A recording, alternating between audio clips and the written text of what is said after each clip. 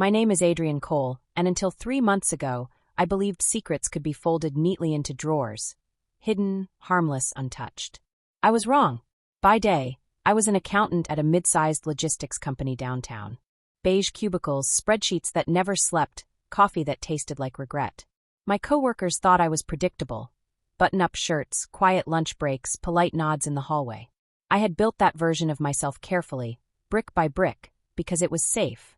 Invisible.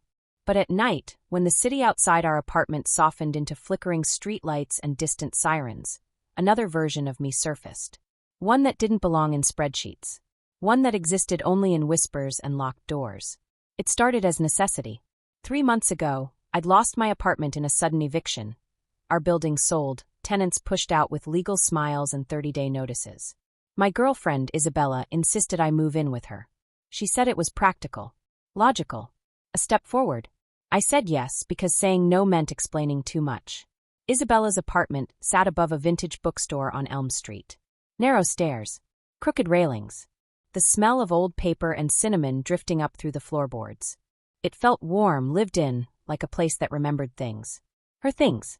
She was a graphic designer, always working from home, always surrounded by color. Sketchpads on the couch. Paint stains on her sleeves. Her personality was the opposite of mine, expressive, curious, unafraid of questions. That was the problem. Because questions were dangerous. Before Isabella, before the job, before the spreadsheets, there had been a night during college when I'd worn a dress for the first time. It wasn't about attraction. It wasn't about pretending to be someone else. It was about escape. I'd borrowed it for a costume party. A red satin thing from a thrift store. When I put it on, something shifted. The weight of it. The way it moved when I walked. It was like stepping into a quieter version of myself. One without expectations. I didn't become someone new. I became someone honest. After that, it became a ritual. Rare. Controlled. Private. A way to breathe. I never told Isabella. Not because she was cruel, but because she was observant. She noticed everything. How I flinched when she joked about gender rules. How I lingered in clothing stores. How I went quiet when movies showed men who didn't fit neatly into boxes. "You're hard to read sometimes," she once said, brushing her hair behind her ear. "Like you're hiding a subplot." I laughed. Changed the subject. That was our pattern. The apartment itself had rules too. Thin walls. A single bedroom. A shared closet. Privacy was fragile. Which meant my escape had to be planned like a crime. Isabella worked late on Thursdays, client meetings across town. Those evenings became my only window. 1 hour. Sometimes 2. I hid my things inside a suitcase at the back of the storage closet, beneath winter coats and old textbooks. Inside, a navy blue dress, a soft cream sweater, a wig I'd ordered online under a fake name, and a small makeup kit I barely knew how to use. Not fantasy. Disguise. When I dressed, it wasn't about becoming her. It was about becoming invisible in a different way. That Thursday, the night everything began to unravel, I waited until I heard her door close. The echo of her heels on the stairs. The hum of her car pulling away. Only then did I breathe. I locked the door. Drew the curtains.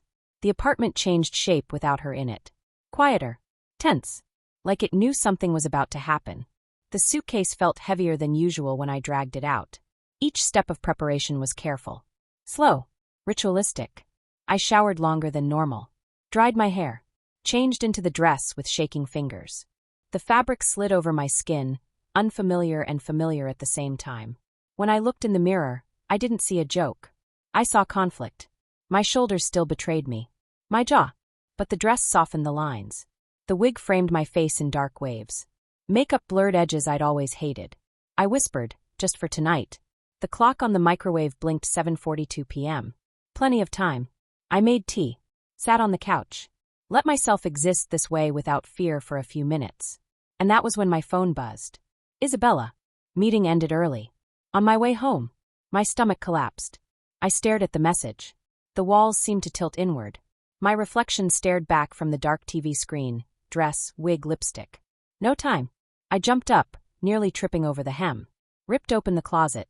Tried to shove everything back into the suitcase. The zipper snagged. My hands felt numb. Footsteps echoed in the stairwell. I could hear her keys. That was the moment I realized something terrifying. I wasn't dressed to escape anymore.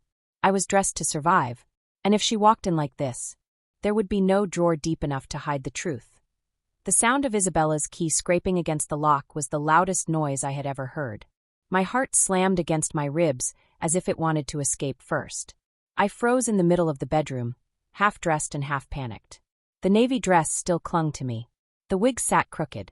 One heel lay on its side near the bed like a dropped weapon. Okay. Think, I whispered.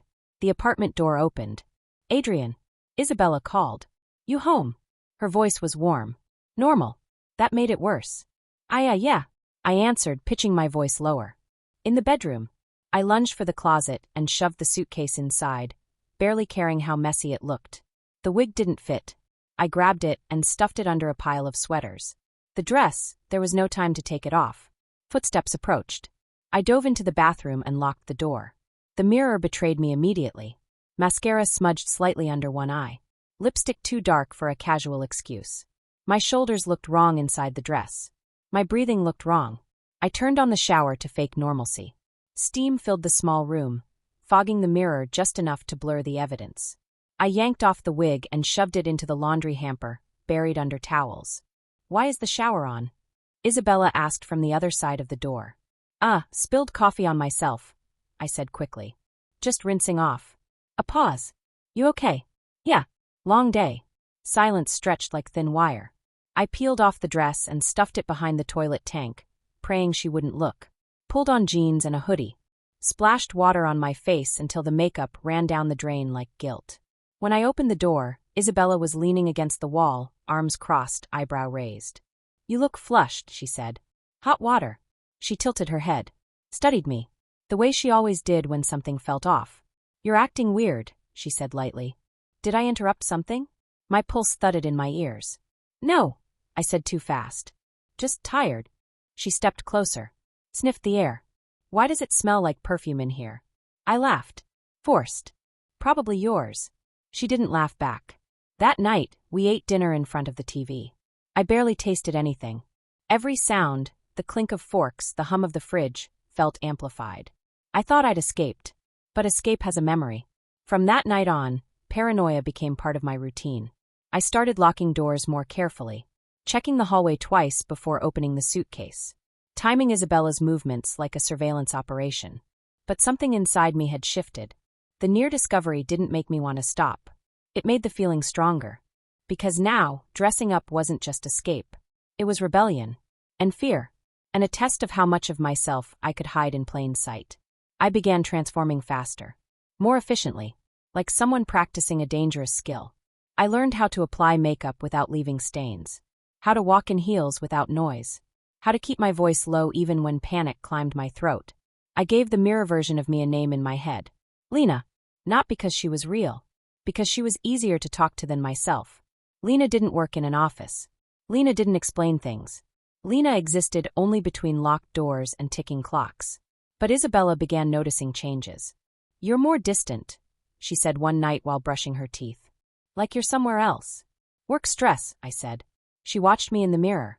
You lie badly when you're scared. I froze. What would I be scared of? She shrugged. That's what I want to know. A few days later, the danger escalated. Isabella announced she'd be working from home more often. Clients want daily revisions, she said, rolling her chair toward the window. So I'll be around a lot. My stomach sank. My only safe window was gone. I told myself I'd stop. For real. No more suitcase. No more mirrors. No more Lena. 3 days passed. Then 4. Then on the 5th day, Isabella left unexpectedly to meet a printer downtown. I'll be gone an hour, she said, grabbing her coat. The door shut. The silence came back. So did the urge. I didn't even think. I went straight to the closet. The suitcase opened like it had been waiting. My hands shook more than usual as I chose the cream sweater, and a skirt this time. Softer. Less obvious. I put on the wig slowly, adjusting it in the mirror. When I finished, I didn't recognize myself. Not because I looked like a woman. Because I looked calm. I sat on the bed, smoothing the fabric over my knees. This is the last time, I told my reflection. That's when the doorbell rang. My soul left my body. I stared at the door like it might explode. The bell rang again. Adrian, a man's voice called. Maintenance. Maintenance. I forgot about the water leak Isabella had reported. My reflection stared back at me. Long hair. Soft sweater. Painted eyes. I had two choices. Answer the door like this. Or explain why I was hiding. I rushed to the bathroom again, trying to tear everything off.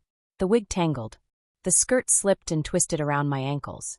My hands wouldn't cooperate. The bell rang a third time. I'm coming, I shouted, voice cracking. I yanked on a hoodie over the sweater and left the skirt on, hoping it looked like shorts. When I opened the door, the maintenance worker blinked. Looked down. Looked back up.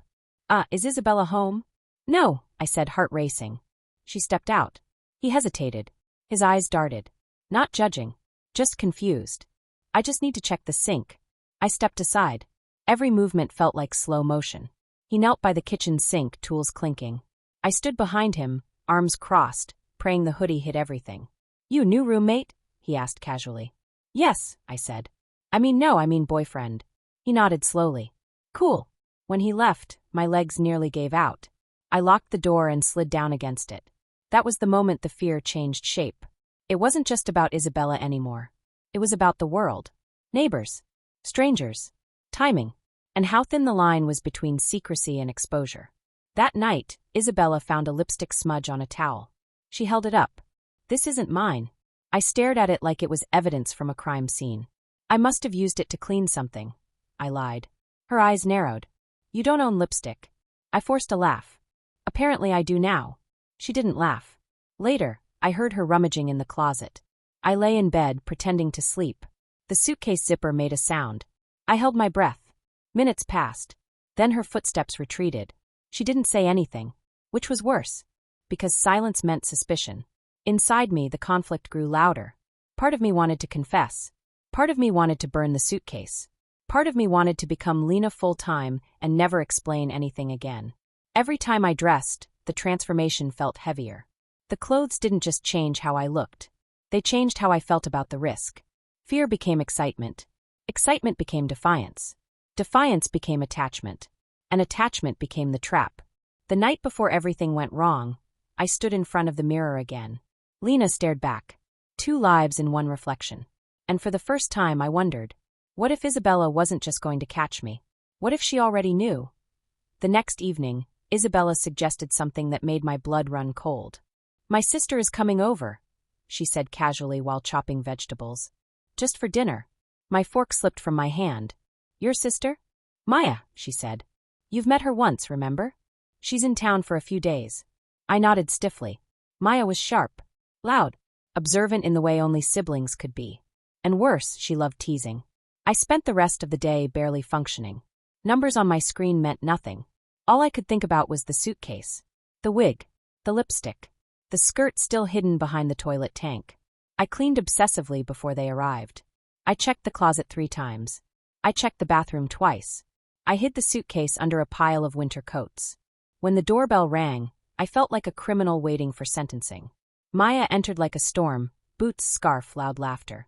So this is the famous Adrian, she said, grinning. Wow. You look nervous. Long day, I said. She smirked. Sure. Dinner began normally enough. Conversation drifted from work to old stories. I forced smiles, counted heartbeats. Then Maya leaned back in her chair and said, So, Isabella, you still stealing your boyfriend's hoodies? Isabella laughed. He steals mine too. Maya's eyes flicked to me. Funny. You seem like the type who'd fit in hers. My throat tightened. It's not a crime, she added lightly. Clothes are just cloth, right? I nodded too fast. Isabella didn't laugh this time. She watched me instead. Later, while Isabella washed dishes, Maya cornered me near the hallway. You okay? She asked. You're sweating like you're hiding a body. I forced a smile. Just tired. She lowered her voice. You know my sister hates lies, right? My heart slammed. That was when Isabella called out, Adrian? Can you grab the towels from the bathroom? The bathroom, where the dress had slipped from behind the toilet tank, where the lipstick-stained towel still lay in the hamper. Every instinct screamed run. I walked down the hallway like a man heading for the gallows. Inside the bathroom, the towel lay in plain sight. I picked it up. The lipstick mark was darker than before. Behind me, footsteps. Isabella stood in the doorway.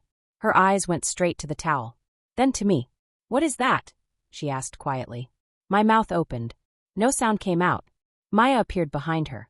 What's wrong? Isabella didn't look away from me. Tell me. My vision blurred. I could lie. I could laugh. I could invent something stupid. But something inside me cracked. I didn't mean for you to find out like this, I said. Silence swallowed the room. Find out what? Maya asked. Isabella stepped closer. Adrian. I walked to the closet, opened it, pulled out the suitcase. Their eyes followed every movement. I unzipped it. The wig spilled out. The dress. The sweater. The heels. Maya sucked in a sharp breath. Isabella stared like she was seeing a stranger. I dress up sometimes, I said. Not for jokes. Not for anyone else. It's how I escape. Maya blinked. Escape what? Everything, I whispered. Expectations. Fear. Myself. Isabella sat down slowly on the bed. You lied to me, she said. I was scared, I said. I didn't know how to explain without losing you. Her voice trembled. So instead you hid it. Yes. Maya cleared her throat. I'm gonna get water. She left. The apartment felt smaller. Isabella picked up the wig, held it like it might bite her. You wear this here? In my home. I nodded. When I'm gone. Her eyes filled with something unreadable. Hurt. Anger. Confusion. And the perfume, she asked. The towels? The hiding. I never wanted you to feel tricked. But I do, she said. My knees weakened. I don't want to be someone else, I said. I just want to feel like myself, sometimes. She stared at the mirror across the room. I don't know who that is, she said softly. The man I moved in with, or the person in this suitcase. That was when the knock came. Hard. Loud. We both jumped. Maya's voice called from the kitchen. Guys? Another voice followed. Isabella? This is your neighbor, Tom. I think your water's leaking into my ceiling. My blood froze. The sink. The maintenance. The bathroom. Isabella looked at me. Then at the door. Then at the suitcase. You stay here, she said. She went to the door. I stood alone with my reflection. Half man. Half secret. Through the thin wall, I heard Tom's voice. Then Isabella's. Then Maya's laughter, nervous. I moved toward the hallway without thinking. And that's when Tom saw me. Not fully dressed. Not fully hidden. The wig in my hands. The dress on the bed behind me. Silence. 3 pairs of eyes met mine. Time stopped. Nobody spoke. The trap had closed. For a moment, no one breathed. Tom stood frozen in the doorway. Maya stared at the suitcase on the bed. Isabella stood between them, and me like a wall made of glass. My hands trembled. The wig slipped slightly in my grip. I can explain, I said. Nobody asked me to. Tom cleared his throat. I just came about the leak. Isabella turned slowly. There is no leak. Silence again. Maya crossed her arms. Then what exactly is going on here? Isabella didn't answer her. She looked at me. Is this why you've been acting strange? She asked. I nodded. My voice came out thin. I didn't plan for this to happen tonight. Tom shifted awkwardly. I should go. He took 1 step back, then hesitated. Is everything safe here? Isabella didn't look at him. Yes. He nodded and left quickly. The door shut. The click of the lock sounded final. Maya exhaled loudly. Okay. So, that just happened. She looked at Isabella. You want me to leave? Isabella hesitated. Yes, she said. Maya gave me a long look. Not cruel. Not kind. Just curious. I'll be in the kitchen if you need me, she said, and disappeared down the hall. Now it was just us. Isabella and me. And the suitcase. And the mirror. I stepped forward. I swear to you I never meant to lie. You still did, she said. I was afraid. Of me, she asked. Of losing you. She laughed once. Not happy. You lost me the moment you decided I couldn't handle the truth. That hit harder than any shout. I sat on the edge of the bed. The dress lay beside me like evidence. I don't know what this makes me, I said. I just know it feels like the only place I can breathe. She looked at the clothes. Then at me. So what happens now? She asked. I didn't answer. Because I didn't know. Her phone buzzed. She glanced at it. Her face changed. Maya texted, she said. She says she already knew something was off. She thought you were cheating. I flinched. Isabella shook her head. I almost wish you were. I stood up. You think this is betrayal? She whispered. I think it's a wall. I took a step closer. Then let me tear it down. She backed away instead. I need time, she said. I need to think about who I'm living with. And if you decide you can't? I asked. Her eyes flicked to the suitcase. I don't know if I can unsee this, she said. I walked to the mirror. Put the wig back on slowly. Not for drama. For truth. This is what I hide, I said. This is what I become when I'm not afraid. She stared. You look different, she said. Not different, I said. Complete. Her eyes filled with conflict. The door to the apartment opened again. Maya peeked in. Guys, you need to see this. She held up her phone. A photo. From the hallway security camera. It showed me earlier that week. Wig on. Dress on. Leaving the apartment. Isabella's breath caught. You went outside like this? She asked. I whispered, just once. She stared at the image. At me. At the suitcase. At the mirror. I don't know who you are anymore, she said. The words felt heavier than the dress ever had. Maya asked quietly, So what are you going to do? Isabella didn't answer. She walked into the bedroom, picked up the suitcase, and set it between us. Like a line. Tomorrow, she said, one of us leaves. I looked at the suitcase. Then at her. Then at the mirror. Two selves. One choice. And no way to hide anymore.